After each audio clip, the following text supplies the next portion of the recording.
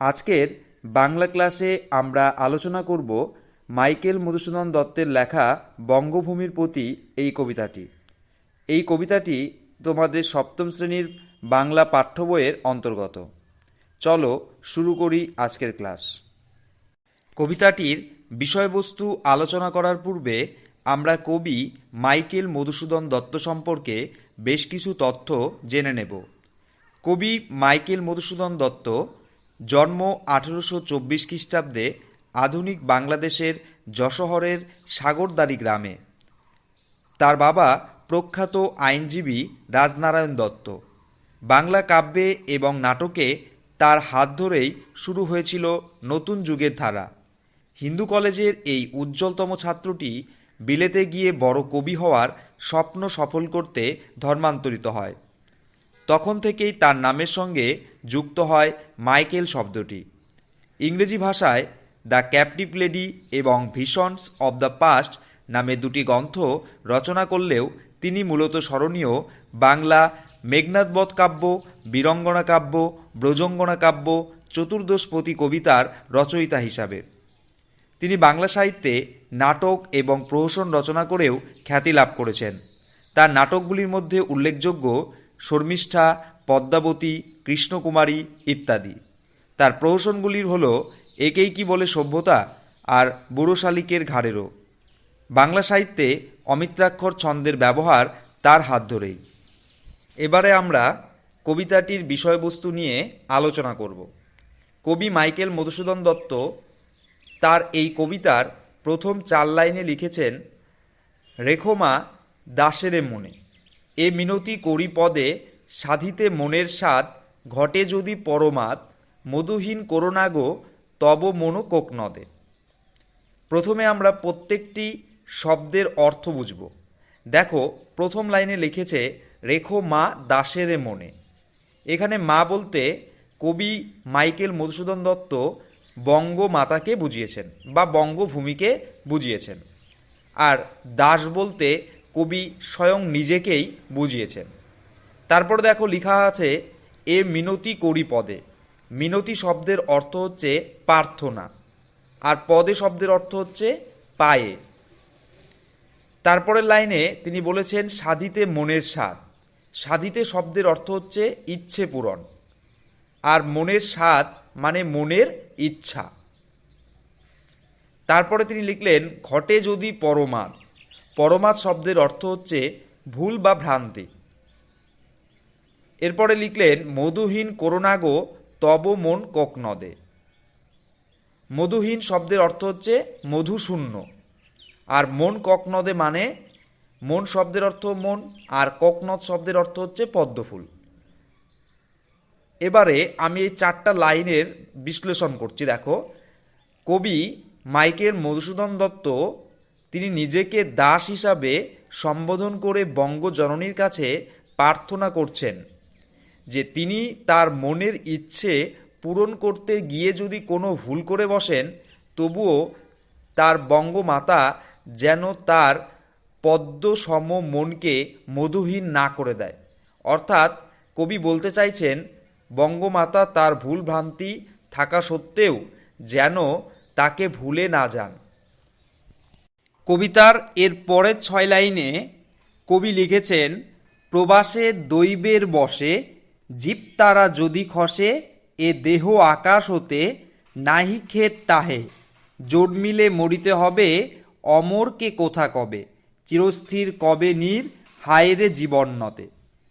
এই 6 লাইনের মধ্যে দিয়ে কবি বলতে চাইছেন যে প্রবাসে অর্থাৎ বিদেশে গিয়ে ভাগ্যের কারণে যদি তার মৃত্যু হয়, তাতেও তিনি দুঃখ পাবেন না, তাতেও তার কোনো খেদ নেই। কারণ তিনি খুব ভালো করেই জানেন এই জগৎ সংসারে যারাই জন্মেছে তাদের সকলকেই মরতে হবে। এবারে আমি এই 6টি লাইনের শব্দার্থ সহ সুন্দর করে মানে ভাগ করে বুঝিয়ে দিচ্ছি। দেখো, কবি বলছেন প্রবাসে দৈবের বসে। প্রবাসে শব্দের অর্থ হচ্ছে বিদেশে, আর দৈবের বসে মানে হচ্ছে ভাগ্যের কারণে। দৈব শব্দের অর্থ হচ্ছে অদিষ্ট বা ভাগ্য। তিনি প্রবাসে গিয়ে অর্থাৎ বিদেশে গিয়ে ভাগ্যের কারণে জীবতারা যদি খসে এ দেহ আকাশ হতে। জীবতারা বলতে তিনি তারা খসাকে বুঝিয়েছেন। তারা খসা যেমন আকাশ থেকে মাঝে মধ্যে খসে পড়ে, তিনি এখানে সেই রকমভাবে বুঝিয়েছেন যদি তার দেহ আকাশ থেকে তার জীবনটা বেরিয়ে যায় অর্থাৎ তার মৃত্যু হয়, তাহলে নাহি খেদ তাহে, তার মানে তার তাতে কোনো খেদ নেই, তাতে তার কোনো দুঃখ নেই, কারণ তিনি জানেন জোর মিলে মরিতে হবে অমরকে কোথা কবে। এরপরে কবি একটা উপমা দিয়ে বলছেন, চিরস্থির কবে নীর হায়রে জীবন নদে। কবি জীবনকে নদীর সাথে তুলনা করেছেন। নদী যেরকম দেখো উৎস স্থানে উৎপত্তি লাভ করার পর নদী ছুটে চলছে কোথায়? মোহনার দিকে। সেরকম আমাদের জীবনও জন্মের পর ছুটে চলছে মৃত্যুর দিকে। সেরকম কবি বলছেন যে নদীর জল যেরকম স্থির নয়, সেরকম আমরা জন্মগ্রহণ করার পর থেকেই নদীর জলের মতো ছুটে চলেছি মৃত্যুর দিকে। তাই কবি খুব ভালো করেই জানেন যে জন্ম হলে মৃত্যুটা অবশ্যই হবে। এর পরের 6 লাইনে কবি বলছেন, কিন্তু যদি রাখো মনে নাহিমা ডরি সমনে, মক্ষিকাও গলে না গো পড়িলে অমৃত হদে, সেই ধন্য নরকুলে লোকে যারে নাহি ভুলে, মনের মন্দিরে সদা সেবে সর্বজন। এই কয়টি লাইনের মধ্যে দিয়ে কবি বলতে চেয়েছেন যে কবি মৃত্যুকে ভয় পাবে না যদি বঙ্গ জননী তাকে সকলের কাছে চিরস্মরণীয় করে দেয়। অর্থাৎ কবি বলতে চেয়েছেন বঙ্গমাতা যদি তাকে সকলের কাছে অমর করে দেয় তবে তিনি মৃত্যুকেও ভয় পান না। তিনি একটি উদাহরণ দিয়ে বোঝাতে চেয়েছেন যে মক্ষিকা অর্থাৎ মাছি যেমন অমৃতের হ্রদে গিয়ে পড়লে তার ডুবে মৃত্যু হওয়ার ভয় থাকে না, সেরকম কবিরও মৃত্যুর ভয় নেই যদি বঙ্গজননী তাকে সকলের কাছে চিরস্মরণীয় করে দেন। কবি মনে করেন সেই সমস্ত মানুষেরা নরকুলে অর্থাৎ পৃথিবীতে জন্মগ্রহণ করে ধন্য, যারা মৃত্যুর পরও মানুষের মনে চিরস্থায়ী আসন লাভ করতে পারে। যারা মৃত্যুর পরও মানুষের মনে অমর, তারাই কবির মতে পৃথিবীতে জন্ম লাভ করে ধন্য হয়েছে।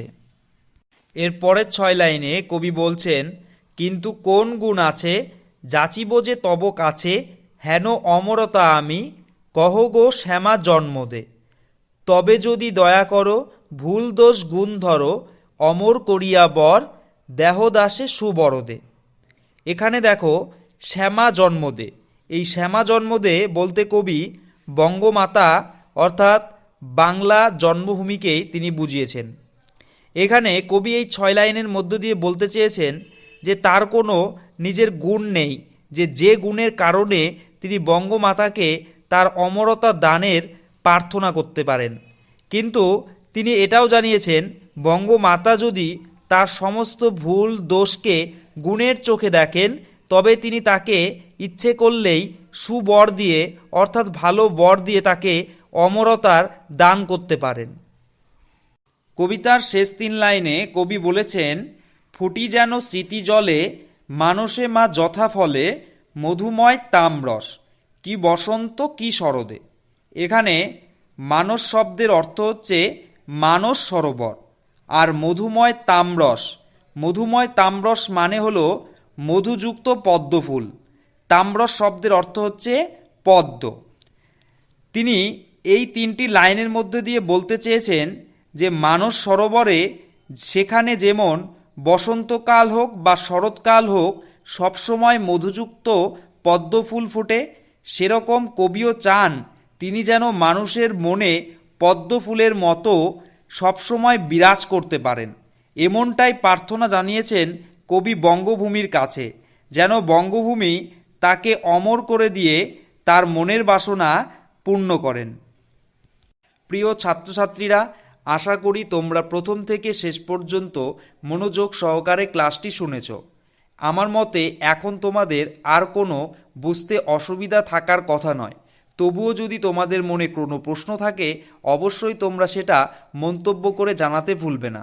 আমি যথাসাধ্য সেই সমস্ত মন্তব্যের উত্তর দেওয়ার চেষ্টা করব। আর এই ছিল আজকের ক্লাসে তোমাদের মাইকেল মধুসূদন দত্তের লেখা বঙ্গভূমির প্রতি কবিতার বিষয়বস্তু ও বিশ্লেষণ। এরপরে দেখা হচ্ছে আবার নতুন কোনো ক্লাসে। আর যারা এখনও আমাদের চ্যানেলটি সাবস্ক্রাইব করনি, অবশ্যই আমাদের চ্যানেলটি সাবস্ক্রাইব করে আমাদের পাশে থাকো। ধন্যবাদ।